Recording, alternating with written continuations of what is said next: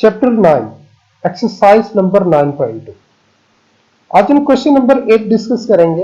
If cot of theta will be equal to 5/2 and terminal arm of the angle is in first quadrant, find the value of 3 sin theta plus 4 cos theta upon cos theta minus sin of theta। Question में हमें क्या given है? हमें given है cot theta की value है positive 5/2, cot theta positive है 5/2 and terminal arm of the angle is in first quadrant. हमें बता दिया गया है कि एंगल का टर्मिनल आर्म फर्स्ट क्वाड्रेंट के अंदर मौजूद है। फाइंड द वैल्यू, हमें वैल्यू फाइंड करनी है इस पूरे फंक्शन की, ये जो पूरी वैल्यू दी गई है इसकी, ठीक है। तो इसमें देखें कि हमें क्या कुछ रिक्वायर्ड है। तो सबसे पहले हमें साइन थीटा फाइंड करना पड़ेगा और कॉस थीटा। जैसे हम साइन और कॉस की वैल्यू फाइंड कर लेंगे, उसके बाद इस इक्वेशन के अंदर साइन और कॉस की वैल्यू को रिप्लेस करवा देंगे, उसको थोड़ा सिंप्लीफाई करेंगे और सिंप्लीफाई करने के बाद हमारा फाइनल रिजल्ट आ जाएगा। तो गिवन इंफॉर्मेशन क्या है कि फर्स्ट क्वाड्रेंट के अंदर लाई कर रहा है, मतलब हमें जो भी आंसर निकालने होंगे वो फर्स्ट क्वाड्रेंट के अंदर रहकर निकालने होंगे। अब आपको क्वाड्रेंट के बारे में कुछ पता होना चाहिए, तो मैं देखें थोड़ा सा आपको बता देता हूं कि ये दो फिगर मैंने यहाँ पे शो की हुई है कि फर्स्ट क्वाड्रेंट होता है 0 डिग्री से ग्रेटर एंगल और 90 डिग्री से लेस एंगल। 90 डिग्री को रेडियन में π/2 लिखा जा सकता है। 0 डिग्री से ग्रेटर और 90 डिग्री से लेस मतलब एंगल इन बिटवीन होना चाहिए, 0 और 90 के इन बिटवीन, तो फर्स्ट क्वाड्रेंट होता है। 90 और 180 के इन बिटवीन हो तो सेकेंड, 180 और 270 के इन बिटवीन थर्ड क्वाड्रेंट, और 270 और 360 के in between angle fourth quadrant के अंदर मौजूद होता है। फर्स्ट क्वाड्रेंट के अंदर आल लिखा हुआ है कि साइन थीटा और इसका रेसिप्रोकल फंक्शन कोसेक पॉजिटिव होता है, कॉस थीटा और इसका रेसिप्रोकल फंक्शन सेकेंड पॉजिटिव होता है, टेन थीटा पॉजिटिव और इसका reciprocal function cot of theta positive होता है। यानी 6 ट्रिग्नोमेट्रिक रेशियोज होती हैं टोटल। ये 6 के 6 ट्रिग्नोमेट्रिक रेशियोज फर्स्ट क्वाड्रेंट के अंदर पॉजिटिव होती हैं। सेकंड के अंदर सिर्फ साइन और इसका रेसिप्रोकल कोसिकेंट पॉजिटिव होता है, बाकी 4 ट्रिग्नोमेट्रिक फंक्शंस नेगेटिव होते हैं। थर्ड क्वाड्रेंट के अंदर सिर्फ टेन थीटा पॉजिटिव होता है और इसका रेसिप्रोकल कॉट थीटा पॉजिटिव होता है, बाकी चारों ट्रिग्नोमेट्रिक फंक्शन नेगेटिव होते हैं। फोर्थ क्वाड्रेंट के अंदर सिर्फ कॉस थीटा और इसका रेसिप्रोकल सेकेंड पॉजिटिव होता है, बाकी चारों ट्रिग्नोमेट्रिक फंक्शन नेगेटिव होते हैं। अब इस टेबल को एक याद रख सकते हो एक स्टेटमेंट की मदद से, all science teachers crazy, all science teachers crazy. Statement में 4 वर्ड से मिलकर यह स्टेटमेंट बनाई गई है, मतलब हर क्वाड्रेंट के अंदर एक वर्ड लिखा हुआ है ऑल। ऑल का ए जो रिप्रेजेंट करता है वो all trigonometric functions are positive को रिप्रेजेंट करता है। साइंस का एस रिप्रेजेंट करता है sine theta and cosecant theta are positive. Teachers का टी रिप्रेजेंट करता है टेन थीटा और इसका reciprocal cot theta is positive, और क्रेजी का सी रिप्रेजेंट करता है कॉज ऑफ थीटा और इसका reciprocal function secant theta is positive, बाकी ट्रिग्नोमेट्रिक फंक्शंस आर नेगेटिव। तो अब देखें कि हमारे क्वेश्चन में क्या गिवन है। हमारे क्वेश्चन की जो स्टेटमेंट है वो हमें क्या बताती है, हमें बताती है कि एंगल का टर्मिनल आर्म फर्स्ट क्वाड्रेंट में, इसका मतलब हमें साइन और कॉस की जो वैल्यू मिलेंगी वो फर्स्ट क्वाड्रेंट के मुताबिक पॉजिटिव मिलेंगे, यानी साइन थीटा का आंसर भी पॉजिटिव आएगा और कॉस थीटा का आंसर भी पॉजिटिव आएगा। अब हमें साइन और कॉस की वैल्यू फाइंड कैसे करनी है। हमारे पास गिवन इंफॉर्मेशन है कॉट ऑफ थीटा, हम इस कॉट ऑफ थीटा की इंफॉर्मेशन को यूज करेंगे और यहाँ से साइन और कॉस की वैल्यू निकालेंगे, उसके बाद इसमें पुट कर देंगे और सिंप्लीफाई करेंगे, उसके बाद फाइनल रिजल्ट आ जाएगा। तो चलिए स्टार्ट करते हैं। हमारे पास जो गिवन दैट गिवन क्या है, कॉट ऑफ थीटा की वैल्यू गिवन है हमारे पास 5/2। हम जानते हैं कि कॉट थीटा का बेसिक फार्मूला होता है cos theta divided by sine of theta will be equal to 5/2। Cross multiplication करते हैं, 2 को कॉस थीटा से ज़रब करेंगे तो लिखेंगे 2 cos of theta, this is equal to 5 को साइन थीटा से ज़रब कर लेते हैं, क्रॉस मल्टीप्लीकेशन। इसको मैं बोल देता हूँ इक्वेशन नंबर 1। उसके बाद यहाँ पे हम स्क्वेयरिंग ऑन बोथ साइड करेंगे, squaring on both side, squaring on both side. ठीक है, तो लेफ्ट साइड से स्क्वायर करेंगे तो ये बनेगा 4 cos square of theta, right side पे करेंगे तो 25 sin स्क्वायर ऑफ थीटा। अब हमें दोनों तरफ इक्वेशन को सेम बनाना है, या तो मैं cos स्क्वायर को भी sin में लिख लूं या sin को भी cos बना लूं।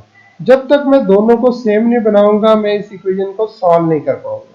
इसलिए इस इक्वेशन को सॉल्व करने के लिए मुझे दोनों तरफ सेम बनाना पड़ेगा, या तो दोनों तरफ साइन बना दो या दोनों तरफ कॉस बना दो।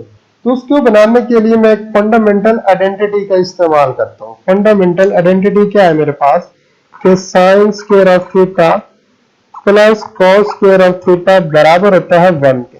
यहां से मैं साइन स्क्वायर की वैल्यू भी निकाल सकता हूँ और कॉस स्क्वायर की। अगर मैं साइन स्क्वायर की वैल्यू निकालूं तो वो आएगी 1/3 cos स्क्वायर ऑफ थीटा। इसी तरीके से cos स्क्वायर थीटा की वैल्यू निकालें तो वो बनेगी 1/3 sin स्क्वायर ऑफ थीटा।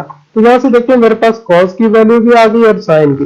अब मैं दोनों में से इस इक्वेशन के अंदर कोई भी वैल्यू पुट करवा सकता हूँ, चाहे मैं cos की जगह पे 1/3 sin स्क्वायर पुट कर दूं, चाहे sin स्क्वायर थीटा की जगह पे 1/3 cos square of theta replace करवा दूं।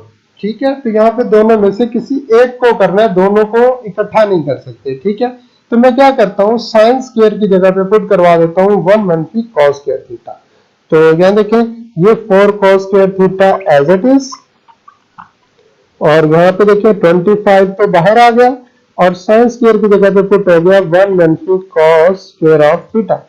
After simplification 4 cos square of theta बराबर आ जाएगा 25 को 1 से ज़रब करेंगे तो 25 को cos स्क्वायर थीटा से ज़रब करेंगे, इसका यहाँ पे कोएफिशिएंट 1 एग्जिस्ट कर रहा है तो 1 से ज़रब होगा तो 25 cos स्क्वायर ऑफ थीटा। उसके बाद cos की वैल्यूज को इकट्ठा कर लेते हैं, तो ये 25 cos square of theta left side पे आएगा तो प्लस बन जाएगा 4 cos square of theta plus 25 cos square of theta, this is equal to 25। ठीक है, नेक्स्ट सिंप्लीफाई कर लेते हैं। 25 में दोनों के देखें बेसिस सेम है, ये भी cos स्क्वायर थीटा ये भी cos स्क्वायर थीटा, दोनों के बेसिस सेम होने की वजह से वैल्यू ऐड हो सकती है। तो 25 में 4 जमा करेंगे तो ये बन जाएगा 29 cos square of theta will be equal to 25। 29 को दूसरी साइड पे शिफ्ट करेंगे तो डिवाइड हो जाएगा, तो ये बनेगा 25/29। स्क्वायर खत्म करने के लिए स्क्वायर रूट लेंगे, तो स्क्वायर रूट जैसे लेते हैं तो यहाँ पे दो रूट आ जाते हैं, एक प्लस में और एक माइनस में। 25 का स्क्वायर रूट होता है 5, 29 का डेसिमल में आ रहा है इसलिए हम इसको नहीं खत्म करते, इसको वैसे लिख देते हैं स्क्वायर रूट ऑफ 29। अब सवाल ये पैदा होता है कि यहाँ पे cos की वैल्यू पॉजिटिव होगी या नेगेटिव होगी। तो देखिए क्वेश्चन में हमारे पास गिवन था कि थीटा लाई करता है फर्स्ट क्वाड्रेंट, और फर्स्ट क्वाड्रेंट हमें इंफॉर्मेशन देता है कि all trigonometric functions are positive, इसलिए cos थीटा भी क्या होगा, पॉजिटिव होगा। तो यहाँ पे बाकायदा हम इसको लिखेंगे कुछ इस तरह से कि थीटा सिंस, यहाँ पे साइन लगा देते हैं, तो since theta lies in first quadrant, theta lies in first quadrant, तो therefore cos of theta is a positive, cos of theta is a positive, तो this implies cos of theta की value आ जाती है 5 अपॉन स्क्वायर रूट ऑफ 29। अब यहाँ से हमने cos की वैल्यू निकाल ली, अभी हमें sin की वैल्यू चाहिए। इस cos की वैल्यू को इक्वेशन नंबर 1 के अंदर जाके पुट करवा देते हैं, तो वहां से हमें sin की वैल्यू मिल जाएगी। देखें यहाँ पर मैंने इक्वेशन नंबर 1 बनाई थी, यहाँ पे स्टार्ट में देखें ये रही इक्वेशन नंबर 1। ठीक है, 2 cos theta will be equal to 5 sin theta. तो यहाँ पे देखिए cos थीटा की वैल्यू पुट करवाएंगे और पुट करवाने के बाद सिंप्लीफाई करेंगे, सिंप्लीफाई करने से यहाँ से हमें sin की वैल्यू मिल जाती है। तो चले पुट करवाते हैं, put cos of theta is equal to 5 upon square root of 29 in equation number 1। तो we get वैल्यू पुट करवाने से हमें क्या आंसर मिल जाता है, 2 into 5 by square of 29, this is equal to 5 sin of theta। मैंने इक्वेशन नंबर 1 में cos की जगह पे 5 by square root of 29 को पुट करवा दिया। अब मजीद सिंप्लीफाई करते हैं, यहाँ से दोनों तरफ 5 5 से क्या हो गया, कैंसिल। तो this implies sine of theta की वैल्यू आ जाती है 2 upon square root of 29। 2 upon square root of 29। अब हमें जो वैल्यू फाइंड करनी है पूरे फंक्शन की उसको लिख लेते हैं। यहाँ पे हमारे पास जो फंक्शन था वो क्या था, फंक्शन था 10, यहाँ लिख देते हैं 10 3 sine of theta plus 4 cos of theta divided by cos of theta multi sine of theta. अब जहां पर साइन थीटा है वहां पे साइन की वैल्यू रिप्लेस करवाएंगे, जहां पे कॉस थीटा है वहां पे कॉस की वैल्यू रिप्लेस करवा देते हैं। ठीक है, तो चले पुटिंग करवाते हैं। ये 3 एज इट इज, ये देखें 3 को थोड़ा बेहतर लिख लेते हैं, 3 एज इट इज, और साइन थीटा की वैल्यू है मेरे पास 2 अपॉन स्क्वायर रूट ऑफ 29। उसके बाद प्लस 4 एज इट इज, और cos थीटा की वैल्यू आई थी 5 upon square root of 29 divided by, यहाँ पे cos थीटा की वैल्यू पुट करवा देते हैं जो कि थी 5 अपॉन स्क्वायर रूट ऑफ 29, और मनफी साइन थीटा की वैल्यू है 2 अपॉन स्क्वायर रूट ऑफ 29। अब हमें क्या करना है कि ये 3 को 2 से ज़रब कर देते हैं, 4 को 5 से, उसके बाद एलसीएम लेंगे। तो यहाँ पे डिनोमिनेटर के अंदर भी एलसीएम, मतलब नोमिनेटर में भी एलसीएम अप्लाई कर देते हैं और डिनोमिनेटर के अंदर भी एलसीएम। तो चले दोनों तरफ एलसीएम। तो नेक्स्ट स्टेप मेरे पास क्या होगा, एलसीएम देते हैं, नोमिनेटर का आ जाएगा स्क्वायर रूट ऑफ 29। ये 3 को 2 टाइम ज़रब करेंगे तो 6, और प्लस यहाँ पर 4 को 5 टाइम ज़रब करेंगे तो ये बन जाएगा 20। ठीक है, तो नोमिनेटर के अंदर भी एलसीएम आ जाता है स्क्वायर रूट ऑफ 29, तो ये बनेगा 5 माइनस 2। तो दोनों का डिनोमिनेटर सेम होने की वजह से square root of 29 cancel out हो जाएगा। तो मेरे पास रिजल्ट आ जाता है 6 में 20 ऐड करूंगा तो 26 अपॉन 5 में से 2 मंथली करूंगा तो 3। तो यहाँ पे इस क्वेश्चन का सोल्यूशन एंड हुआ।